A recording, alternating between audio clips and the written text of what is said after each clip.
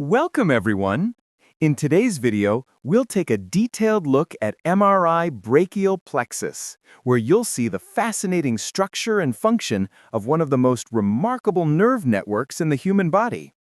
Watch the full video carefully, because every moment holds something new to learn.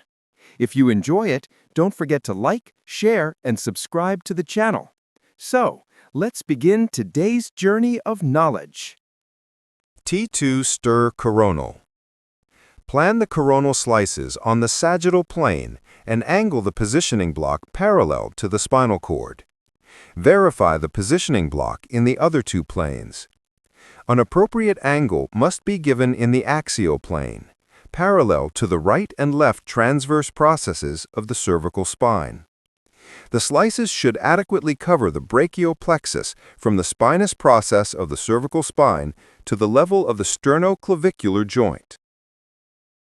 T2 Stir Axial. Plan the axial slices on the sagittal plane and angle the positioning block perpendicular to the spinal cord. Check the positioning block in the other two planes, ensuring an appropriate angle is given in the coronal plane, perpendicular to the cervical spine. The slices must be sufficient to cover the brachial plexus from C3 down to the level of T4, and the field of view must be big enough to encompass the entire brachial plexus from the right shoulder joint to the left shoulder joint. T2 Sagittal, affected side. Plan the sagittal slices on the coronal plane, angling the positioning block parallel to the cervical spine.